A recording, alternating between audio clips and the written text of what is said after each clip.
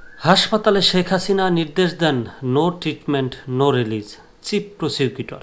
আন্তর্জাতিক অপরাধ ট্রাইব্যুনালের চিফ প্রসিকিউটর মোহাম্মদ তাজুল ইসলাম বলেছেন, জুলাই আন্দোলনের সময় আহতদের দেখতে রাজধানীর পঙ্গু হাসপাতালে গিয়েছিলেন শেখ হাসিনা। সেখানে গিয়ে তিনি চিকিৎসক ও সংশ্লিষ্ট হাসপাতাল কর্তৃপক্ষকে নির্দেশ দিয়েছিলেন নো ট্রিটমেন্ট নো রিলিজ। রোববার 23 ফেব্রুয়ারি আদালতে পুনর্নির্ধারিত বিষয় শুনানি শেষে ট্রাইব্যুনালের প্রসিকিউশন অফিসের সম্মেলন কক্ষে এক প্রেস ব্রিফিংয়ে এসব কথা বলেন তিনি। চিফ প্রসিকিউটর বলেন, আমরা রাজধানীর জাতীয় অর্থোপেডিক হাসপাতাল ও পুনর্বাসন প্রতিষ্ঠান বা পঙ্গু হাসপাতালে যখন নির্দেশনে গিয়েছিলাম, তখন সেখানে চিকিৎসারত আহত রোগী ও তাদের স্বজনরা আমাদের জানিয়েছিলেন শেখ হাসিনা পালিয়ে যাওয়ার আগে একবার হাসপাতাল পরিদর্শন করতে গিয়েছিলেন। সেখানে গিয়ে বলেছিলেন নো ট্রিটমেন্ট নো রিলিজ, অর্থাৎ কর্তব্যরত চিকিৎসক ও হাসপাতাল কর্তৃপক্ষকে আহতদের কোনো চিকিৎসা না দিতে এবং কাউকে সেখান থেকে বাইরে না যেতে দিতে নির্দেশনা দেওয়া হয়েছিল। তিনি বলেন, রোগীদের পাশাপাশি এই নির্দেশনাবলীর কথা সেখানকার ডাক্তাররাও আমাদেরকে জানিয়েছেন।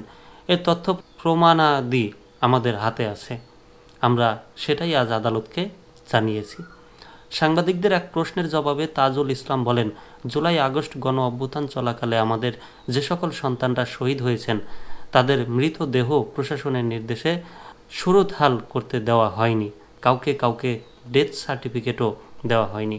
এমনকি গুলিবিদ্ধ অবস্থায় হাসপাতালে যাওয়ার পর যারা সেখানেই শহীদ হয়েছেন তাদের ডেথ সার্টিফিকেটে গুলিতে মারা গেছে এই কথাটিও লিখতে দেওয়া হয়নি।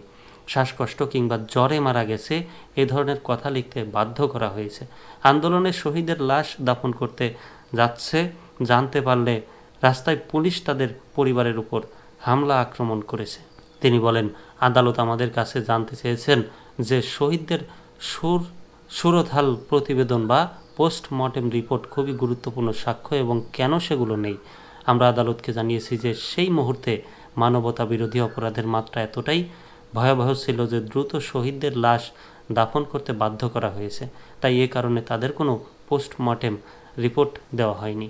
তাজুল ইসলাম বলেন, ঘটনাটি কোনো স্বাভাবিক বিষয় নয়, বরং তা মানবতা বিরোধী অপরাধের একটি জলজল্যমান প্রমাণ। এটি প্রমাণ করে কী ধরনের নিষ্ঠুরতার সঙ্গে জুলাই আগস্টে হত্যাকাণ্ডগুলো চালানো হয়েছিল। তিনি বলেন, সাবেক প্রধানমন্ত্রী শেখ হাসিনার এমন নির্মমতার প্রমাণসহ যথাযথ প্রক্রিয়া অনুসরণ করে যাচাই বাছাই ও ফরেনসিক করার পর গণহত্যা ও মানবতা বিরোধী মামলার প্রমাণের সঙ্গে সম্পৃক্ত করে আদালতের কাছে হস্তান্তর করা হবে।